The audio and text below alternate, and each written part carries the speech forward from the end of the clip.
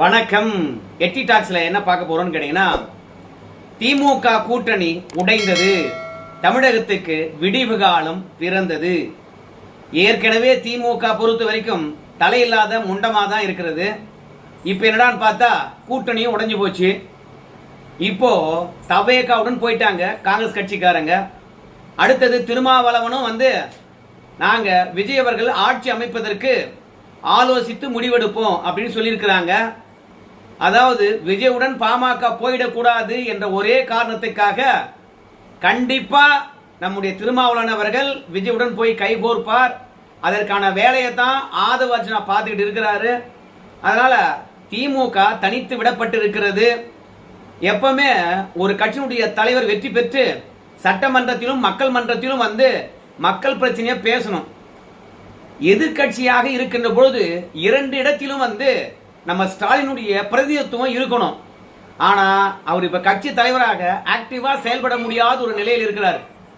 அது மட்டும் கிடையாது, சட்டமன்றத்துக்கும் அவரால் போகவே முடியாது. ஆகையினால திமுக பொறுத்த வரைக்கும் பலவீனமா இருக்குது. இந்த பலவீனமான தருணத்துல கூட்டணிகளை மட்டும் இழந்து விடக்கூடாது. திமுகவுடைய வரலாறுகளை நம்ம எடுத்து பார்த்தோம் என்றால், நம்மளை பொறுத்த வரைக்கும் திமுக கூட்டணி இல்லாம தேர்தலை சந்தித்ததே கிடையாது. முதன்முறையாக திமுக தனித்து விடப்பட்டிருக்கிறது. காங்கிரஸ் தேர்தலுக்கு முன்ன செஞ்ச தவிர இப்ப செஞ்சிடக்கூடாது என்பதனால ரிசல்ட் 2 நாள்ல தாவேகா பக்கம் தாவி இருக்கிறது. உண்மையாவே காங்கிரஸ் கட்சிக்காரங்க நல்ல முடிவெடுத்திருக்கிறாங்க. இதுல யாருக்கு லாபம்? ராகுல் காந்திக்கு லாபமா, இல்ல காங்கிரஸ் இருக்கக்கூடிய 5 எம்எல்ஏக்களுக்கு லாபமா அப்படின்னு கேட்டீங்கன்னா, அவங்களை விட தனிப்பட்ட முறையில செல்வ பெருந்தகைக்கு தான் பெருத்த லாபம். காங்கிரஸ் திமுக விட்டு வெளியே போயிடுச்சுடா, ஸ்டாலினுக்கு என்னடா பதில் சொல்றது அப்படின்னு செல்வ பெருந்தகை அவர்கள் மனசுக்குள்ள 1000 இருந்தாலும், வெளியில கவலையுடன் காணப்பட்டாலும் செல்வ பெருந்தகை தான் ரொம்பவே குஷியில் இருக்கின்றார். திமுக வெற்றி பெற்றால் அங்க ஒட்டிட்டு இருப்பாரு. ஆனா திமுக தோத்ததுனால செல்வ பெருந்தகை பொறுத்த வரைக்கும் திமுகவை கழட்டி விட்டு எப்படி தவேகாவுக்கு போறது? அதனால அகில இந்திய தலைமையே முடிவெடுக்கட்டும், நம்ம முடிவெடுக்க வேணாம் அப்படின்னு செல்வ பெருந்தகை நினைச்சார். அதுக்கு ஏத்த மாதிரி கிரீஷ் சோடிங்கிற பொறுத்த வரைக்கும் தவேகாவுடன் போறோம் அப்படின்னு சொன்னது மட்டும் இல்ல, உள்ளாட்சி தேர்தலிலும் தவேகாவுடன் தான் கூட்டணி, நாடாளுமன்ற தேர்தலிலும் தவேகாவுடன் தான் கூட்டணி அப்படின்னு கூட்டணியை ஆழப்படுத்தி விட்டார்கள். திமுக பொறுத்த வரைக்கும் ரத்தமும் வேர்வையும் சிந்தி நாம காங்கிரஸ் கட்சிக்காரங்களை வெற்றி பெற செய்தோம். ஆனால் நம்முடைய உழைப்பு வீணா போய்விட்டது, முதுகுல குத்திட்டாங்க அப்படின்னு கதறாங்க. அதோட டிகேஎஸ் இளங்கோவன் திமுக இருக்கிறவர் பாத்தீங்கன்னா, காங்கிரஸ் இந்தியா முழுவதும் துடைத்து எறிந்து விட்டார்கள், தமிழகத்திலும் இனிமே துடைத்து எறிந்து விடுவார்கள். நாங்க தான் காங்கிரஸை காப்பாத்திட்டு இருந்தோம், எங்க முதுகுல ஏத்தி வெற்றி பெற்று வைத்துக் கொண்டிருந்தோம்.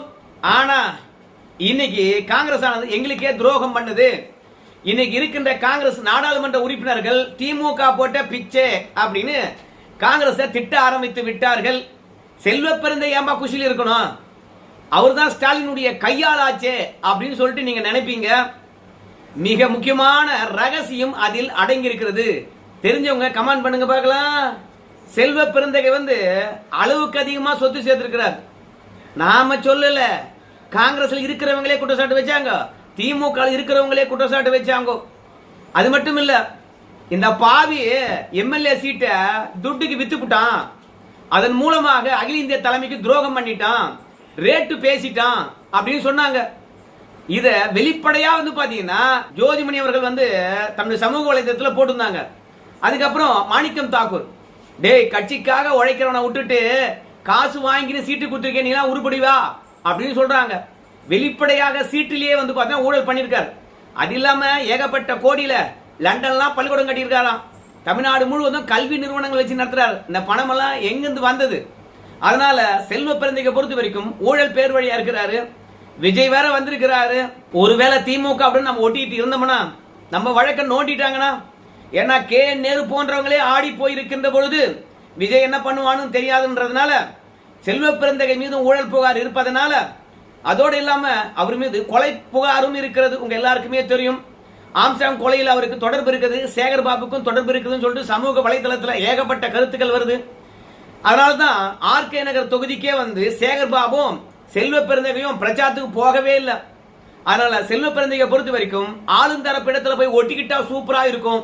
ஆனா இத்தனை ஆண்டு காலமாக படியலத்தை திமுக கிட்ட என்னத்தை சொல்லிட்டு போறதுன்னு சொல்லிட்டு அவர் நினைச்சாரு. அகில இந்திய தலைமையை நீங்க விஜய் கிட்ட போய் ஒட்டிங்கப்பா அப்படின்னு சொல்லிட்டாங்க.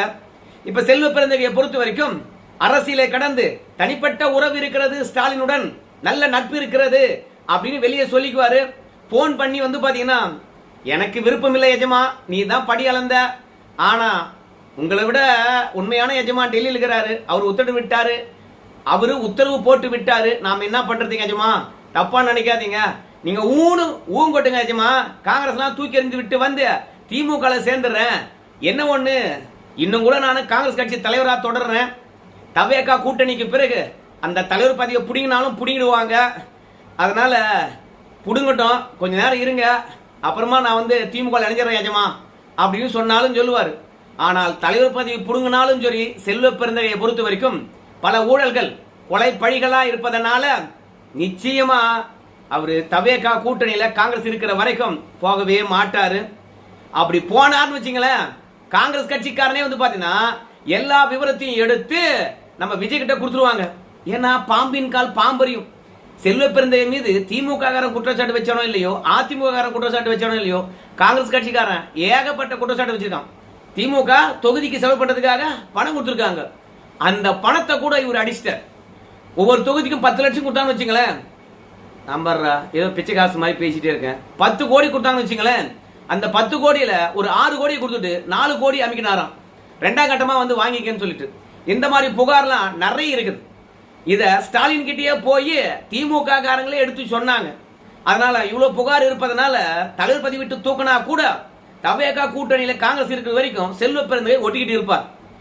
அதே மாதிரிதான் நம்முடைய விசிகாவும் கம்யூனிஸ்ட் கட்சிகளும் தேமுதிகவும் விஜயம் நோக்கி மெல்ல மெல்ல நகர்ந்து கொண்டிருக்கின்றார்கள். திமுகவை தனித்து விட்டிருக்கிறாங்க. தமிழகத்துக்கும் தமிழக கலாச்சாரத்துக்கும் தமிழக பண்பாட்டுக்கும் தமிழக மக்களுக்கும் தமிழக நலனுக்கும் எதிராக இருக்கிறது திமுக.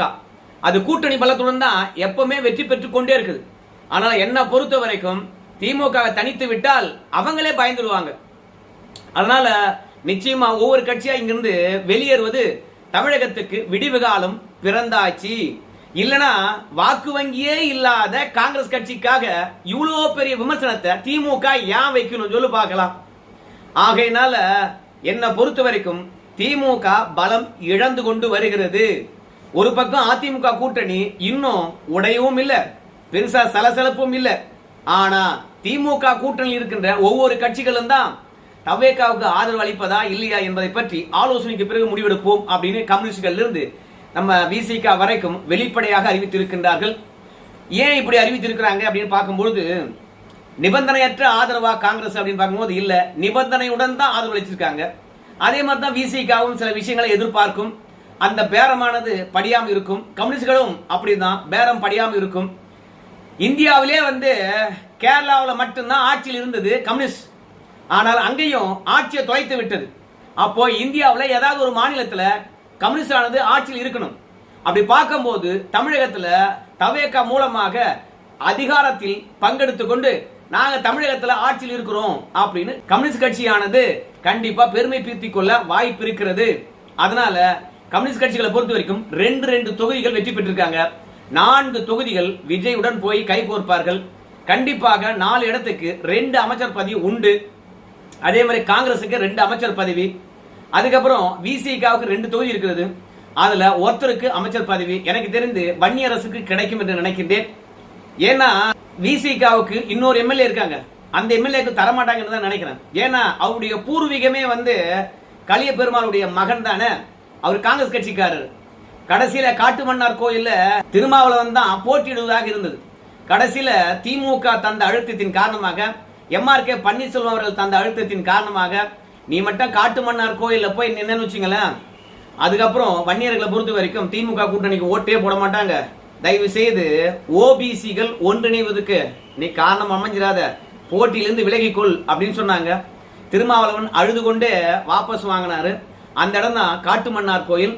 திடீர்னு காங்கிரஸ் கட்சிக்காரர் வந்து பாத்தீங்கன்னா வேட்பாளராக அறிவித்தாரு திருமாவளவன். அதனால அந்த காங்கிரஸ் பின்னணி கொண்ட கலியபெருமாளுடைய மகனுக்கு, அதாவது அந்த வேட்பாளருடைய பெயரும் ஜோதிமணி தான். காங்கிரஸ்ல கரூர்ல இருக்காங்களே அவங்க பேரும் ஜோதிமணி தான். அந்த கரூர்ல இருக்கின்ற ஜோதிமணி பெண்ணு, காட்டுமன்னார் கோயில் இருக்கின்ற ஜோதிமணி வந்து ஆணு. ஸோ அதனால காட்டுமன்னார் கோயில்ல விசிக சார்பா போட்டியிட்ட ஜோதிமணிக்கு அமைச்சர் பதவி இல்லை. திண்டிவனத்தில் வெற்றி பெற்ற திருமாவளவனுடைய வலதுகரமாக கொள்ளைக்காரனாக அறியப்படுகின்ற வன்னியரசுக்கு தான் அமைச்சர் பதவி கிடைப்பதற்கான வாய்ப்பு இருக்கிறது. வெறுமனே 364 ஓட்டுல ஜெயிச்ச அவன் இன்னைக்கு தவேகாவுடன் இணைந்து அமைச்சராக போறான். இதான் கால கொடுமை. அதிகாரங்கள் யார் இடத்துல கிடைக்கணும், யார் இடத்துல கிடைக்க கூடாது என்று ஒரு இலக்கணம் இருக்குது. மொத்தத்துல நம்ம வடிவேல் சொல்ற மாதிரி தான், நீ காதலிச்சான்னா நான் காதலிச்சான்னா அந்த குடும்பம் ஒட்டுமொத்தமா நாசமா போகணும் அப்படின்னு சொன்ன மாதிரி, நமக்கு யாரு ஆண்டா என்ன, யாருடன் போய் சேர்ந்தா என்ன, திமுக அழிந்தா போதும். அவங்க பண்ண அலப்பற கொஞ்சம் நெஞ்சுமா, அதையெல்லாம் வந்து பாத்தீங்கன்னா நம்ம தனி வீடியோவில் பார்க்கலாம். ஸ்டாலின் வந்து பாத்தீங்கன்னா இன்னைக்கு எம்எல்ஏவும் இல்லை, ஆக்டிவாகவும் இல்லை. அந்த கட்சியில பொதுச் செயலாளர் இருக்காரு, அவரும் வெற்றி பெறவில்லை, அவரும் ஆக்டிவா இல்லை.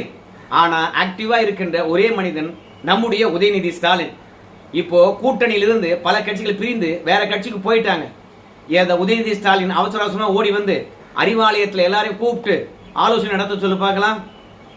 தேர்தலில் தோல்வியடைந்திலிருந்து ஒவ்வொரு நாள் இரவு படுப்பது லேட்டு, எழுந்திருப்பதும் லேட்டு. மொத்தத்தில் அவர் எழுந்திருப்பதே வந்து பாத்தீங்கன்னா 12 மணிக்கு தான்.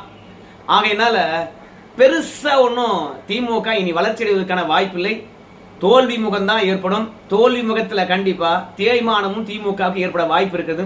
மொத்தத்துல திமுக கூட்டணி உடைகின்ற தருணம் தமிழகத்துக்கு விடிவு காலம் என்பதில் மாற்று கருத்தே கிடையாது. இந்த வீடியோ தொடர்பாக உங்க கருத்து சொல்லுங்க. திமுக பற்றி இன்னொரு பஞ்சாயத்து இருக்குது, அதை தனி வீடியோவை பார்க்கலாம். நன்றி.